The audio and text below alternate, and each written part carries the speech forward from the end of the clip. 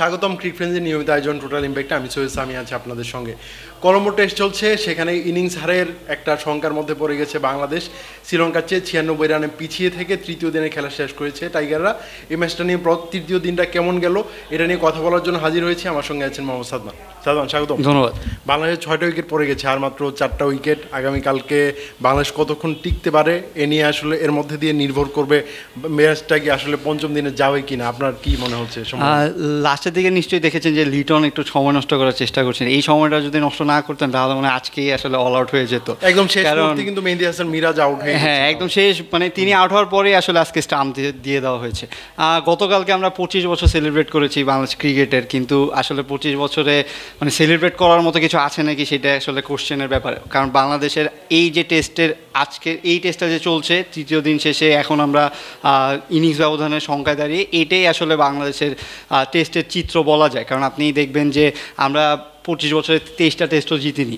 So হারের পাল্লাটাই অনেক বড়, এবং এই হারের পাল্লাটা আবার ভারী হচ্ছে হয়তো এই টেস্ট দিয়ে। গত টেস্টটা আমরা ড্র করেছিলাম, সেই টেস্টটাতে কিছু পজিটিভ ছিল, যারা আসলে রান পাননি তারা রান পেয়েছে। শান্ত টুইন সেঞ্চুরি করেছেন, মুশফিক সেঞ্চুরি করেছেন, কিন্তু আলটিমেটলি দেখবেন যে এই টেস্টে ফার্স্ট ইনিংসেই কিন্তু আমরা আসলে হেরে গেছি। আপনি 247 রানে যখন অল আউট হয়ে যাবেন সেকেন্ড দিনের শুরুতেই, তখন আসলে সেখানে কিছু থাকে না।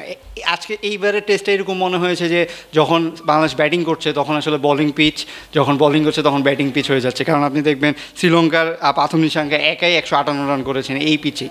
সো সিমন্স বলেছিলেন যে গতকালকে যে তাকে দেখে আসলে বাংলাদেশের ব্যাটারদের শেখা উচিত যে কীভাবে টেস্টে ব্যাটিং করা উচিত।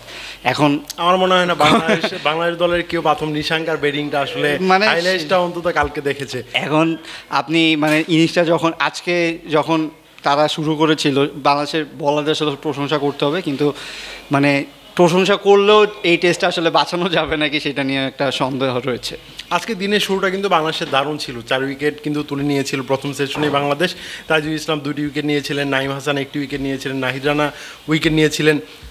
এর মধ্যে দিয়ে আসলে শ্রীলঙ্কাকে অল আউট করার পরটা কিন্তু অনেকটাই তৈরি হয়ে গিয়েছিল। তারপর সেকেন্ড সেশনটা যেমন শুরু হলো, সেখানে কিন্তু 4টা উইকেট তুলে নিতে বাংলাদেশ কিন্তু খুব বেশি সময় নেয়নি। সো মনে হচ্ছিল যে বাংলাদেশ যেই লিডে এগিয়ে যাক না কেন শ্রীলঙ্কা, সেটা আসলে টেক্কা দিয়ে মোটামুটি একটা লড়াই করার মতো একটা ইঙ্গিত কিন্তু দিয়েছিল বাংলাদেশ। হ্যাঁ, তবে সেকেন্ড ইনিংসে বাংলাদেশ সময় ব্যাট করতে শুরু করলো, তখন থেকে আসলে ব্যাপারটা আসলে অন্যরূপ হয়ে গেল। না, এখানে আসলে তাইজুলের প্রশংসা করতেই হয়। তাইজুল আপনি দেখবেন যে 5টা উইকেট নিয়েছে, তিনি আসলে ধারাবাহিকভাবেই পারফর্ম করে যাচ্ছে বাংলাদেশের হয়ে। বাংলাদেশের টেস্টে তার অবদান আসলে কম নয়, কিন্তু এই যে এরকম টেস্টেও দেখবেন যে এই যে বলাররা দিচ্ছে, নাইম হাসানকে দেখবেন 3 উইকেট নিয়েছেন, 4টা উইকেট নিয়েছেন। হ্যাঁ, না 3টা মনে হয় নিয়েছেন। এখন মানে এই বলাররা পারফর্ম করে আপনাকে যতটুকু হেল্প করার করছে, কিন্তু আসলে ব্যাটিংয়ের যে কলাপসের যে বিষয়টা রয়ে গিয়েছে সেইটার জন্য আসলে আপনি ধুঁকছেন। এখন আপনার তো শুধু বোলিং দিয়ে হবে না, এটা তারা আপনি এই যে টেস্টে আজকে ফার্স্ট 2টা সেশন আমরা জিতেছি, বলা যায় যে মানে ফার্স্ট সেশনটা তো জিতেছি, এরপরেও এত তাড়াতাড়ি অল আউট করে দিয়েছি, এটা লিডটা আরও বেশি হতে পারতো, কিন্তু আপনি কিন্তু সেটাকে মানে আটকে দিয়েছেন। এরপরে আপনি ইনিংসটা শুরু করেছেন, আরও 2 দিন খেলা বাকি রয়েছে, আজকে তৃতীয় দিনের প্রায় অর্ধেকটা সময় খেলেছেন। সো এই টেস্টটা কিন্তু আপনার দিকে নিয়ে আসারও একটা সুযোগ ছিল, কিন্তু সেইখানে আপনার এনামুল হক বিজয়ের মতো ওপেনার রয়েছে যিনি মানে দিনের পর দিন ব্যর্থ হয়ে যাচ্ছেন। তাকে নিয়ে এত মনে হয় যে এইটাই হয়তো তার শেষ টেস্টটা, তিনি হয়তো খেলে ফেললেন বাংলাদেশের জাতীয় টিমের হয়ে। আর সাদমান ইসলাম তো আসলে ধারাবাহিকতা নিয়ে কি বলবো, মানে অন অ্যান্ড অফ রান করছেন, কিন্তু এটা আসলে ক্যারি করতে পারছেন না। পরে মানে অন অ্যান্ড অফটাই মনে হচ্ছে যেন বেশি। আপনি যখন এই যে একটা সুযোগ ছিল, কিন্তু আমি সেটাই বলছিলাম যে একটা সুযোগ ছিল যে এই টেস্টটা হয়তো কিছুটা হলেও আপনি কন্ট্রোলে নিতে পারতেন বা চেষ্টা করতে পারতেন, কিন্তু আপনার এই ব্যাটিংয়ের যে লাইন আপ রয়েছে সেইখানে এই যে শান্ত আমি কিন্তু বলছিলাম যে গত টেস্টে আসলে তিনি 2টা ইনিংসে সেঞ্চুরি করেছেন। এই ইনিংস এর পরের টেস্ট দেখলে বোঝা যাবে যে তিনি আসলে ফর্মে ফিরেছেন নাকি বা সেঞ্চুরির কাছাকাছি একটা ইনিংস যদি খেলতো তাহলে মনে হতো যে শান্ত ধারাবাহিকতা আছে, সেটা কিন্তু প্রমাণ করতে পারলেন। এই যে মানে আপনি টেস্টে 2টা সেঞ্চুরি 2 ইনিংসে করলেন, এরপরের টেস্টেই আবার এতটা ডাউনফল, মানে এটার কোনো ব্যালেন্স নেই। আপনি যে ফর্মে আছেন নাকি নেই, মানে এটা আপনার খেলা দেখে কোনোভাবে বোঝা সম্ভব না। আপনি এটা কিন্তু ধরতে পারেন মুশফিকুর রহিমের ক্ষেত্রেও, তিনি কিন্তু গলে দারুণ খেলেছেন, কিন্তু এই টেস্টে আবার কি হলো, তিনি সেকেন্ড ইনিংসে কিন্তু আউট হয়ে গেছেন 26 রান করে। অবশ্যই এই ইনিংসের সর্বোচ্চ রানটা কিন্তু মুশফিকুর রহিমেরই 26। এছাড়া বাংলাদেশে কেউই আসলে 20 রানের গণিটাও পার হতে পারেনি, যদিও এখন লিটন কুমার দাস 13 রান করে অপরাজিত আছেন।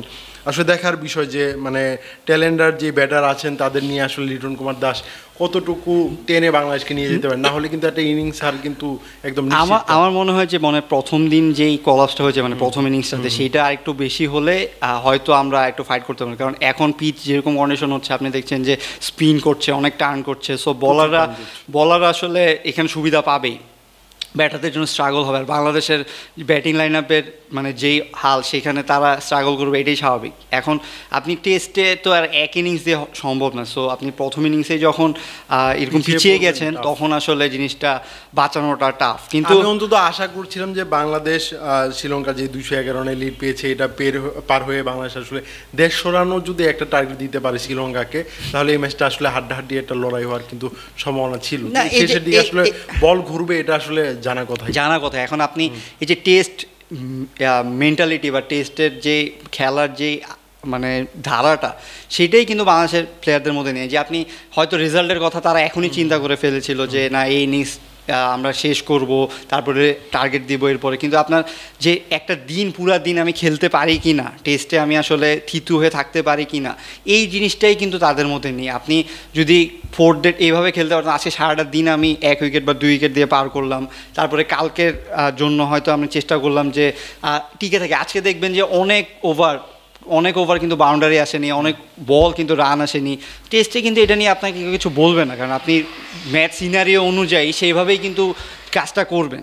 যে ম্যাচ সিনারিওতে যদি ওরকম দরকার হয় যে আপনাকে দাঁড়িয়ে থাকতে হবে, উইকেটটা টিকে ধরে থাকতে হবে, সেভাবেই খেলবেন। সেটা কিন্তু চেষ্টা করেছিল, কিন্তু এত টার্নিং পিচে বা এতে কতক্ষণ আর দাঁড়াতে পারবেন। সো কিন্তু বাংলাদেশের আসলে এই যে টেস্ট খেলার যেই মানে ধারাটা বা খেলার যে কালচার তৈরি করার যে বিষয়টা, সেটাই আসলে এখনও তৈরি হয়নি, এবং সেটারই একটা ফল হয়তো আমরা আবার দেখতে যাচ্ছি। আমরা কিন্তু প্রতিটা সিরিজে এরকম হচ্ছে যে আমরা একটা টেস্টে হয়তো বা ভালো খেলছি বা জিতেও যাচ্ছি কোনো না কোনোভাবে, কিন্তু পরের টেস্টে একদম ভরাডুবি।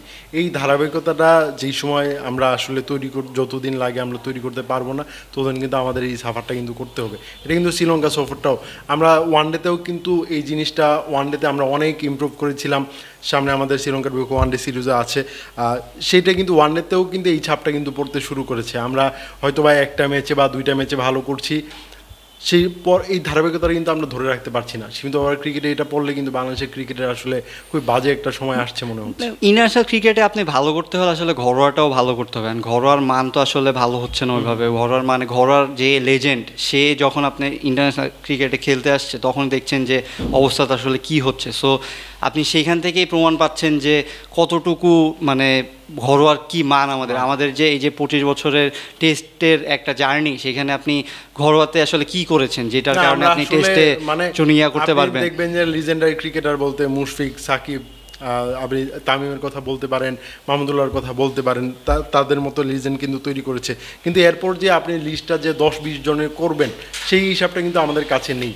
আপনি দেখবেন যে 107 জন 8 জন ক্রিকেটার বাংলাদেশের হয়ে টেস্ট অভিষেক করেছেন, এর মধ্যে থেকে 20 জন লিজেন্ডারি ক্রিকেটার আপনি বের করতে পারেন। লিজেন্ডারি ক্রিকেটার কি বলতে আমাদের ক্ষেত্রে আপনি তো এমন না যে তারা ওয়ার্ল্ড ক্রিকেটে অনেক কিছু দিয়েছে বা অনেক আমরা ট্রফি তারা নিয়ে এসেছে, আমরা একটা ওয়ার্ল্ড টেস্ট চ্যাম্পিয়নশিপ জিতেছি, একটা ওয়ার্ল্ড কাপ জিতেছি, সেই জন্য তারা লিজেন্ড, সেটা কিন্তু না। সেটা আমাদের বাংলাদেশের পার্সপেক্টিভে আমরা বলছি যে মানে বাংলাদেশের পার্সপেক্টিভে এই 5 জন 6 জন, সেটাই মানে ওয়ার্ল্ড ক্লাস ক্রিকেটার হয়তো আমরা প্রডিউস করতে পারিনি।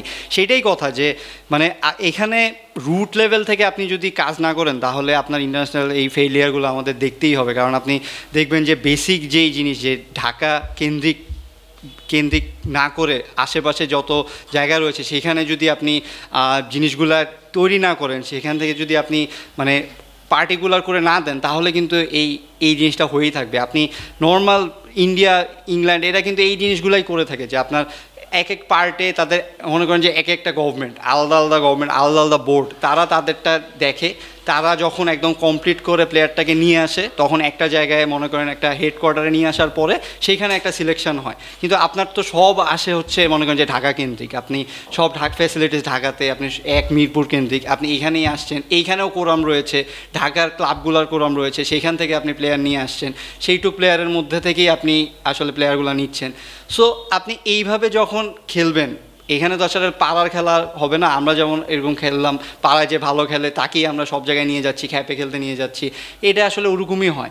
সো এই জিনিস রুট লেভেল থেকে আপনি যখন জিনিসগুলো কালচারটা তৈরি না করবেন, টেস্ট খেলার মেজাজটা তৈরি না করবেন, ততদিন আসলে এই অফ অ্যান্ড অন খেলা হবে, হঠাৎ করে একটা হয়তো আমরা টেস্ট খেলা জিতে যাব এমন একটা ম্যাচ খেলবো, এটা আসলে টেস্টে হয়। আপনি যে ভালো টিমটা রয়েছে তার একটা খারাপ দিন যেতেই পারে, সেই খারাপ দিনটার হয়তো সুযোগে আমরা হয়তো সেখানে ভালো খেলছি, কিন্তু এটা তো আসলে কনসিস্টেন্সি না। আপনি তো রেকর্ড দেখলেই বোঝা যায় যে কতটুকু ভালো খেলছি, কতটুকু খারাপ খেলি। সো আমার মনে হয় যে এই টেস্টের যে এই যে সিরিজ হারছি আমরা, এই ইনিংস ব্যবধানে হারবো, সিরিজ হারবো, এই গত টেস্টের যে ড্র করেছিলাম, ভালো করেছিলাম, সেটার কিন্তু আসলে ভ্যালু থাকলো না, সেটার কিছুই থাকলো না। আপনি হয়তো শান্তর ক্যারিয়ার শেষে আপনি দেখবেন যে এক টেস্টে 2 ইনিংসে আপনি 2টা সেঞ্চুরি ছিল, কিন্তু এটা তো আসলে কোনো বড় প্রাপ্তি কিছু না, তার হয়তো পার্সোনাল গ্লোরি থাকলো। সো এই বিষয়গুলো যতদিন না আসলে সর্ট আউট হচ্ছে, আমার মনে হয় যে আমাদের এই হতাশার গল্প নিয়ে আসলে বসতে হবে। ধন্যবাদ সাদমান আমাকে সময় দেওয়ার জন্য। ধন্যবাদ। দর্শক, ক্রিক ফ্রেন্ডলি নিয়মিত আয়োজনে আমাদের সঙ্গে থাকার জন্য ধন্যবাদ। পরবর্তী কোনো পর্বে অন্য কোনো বিষয় নিয়ে আবার কথা বলবো, সে পর্যন্ত আমাদের সঙ্গে থাকুন।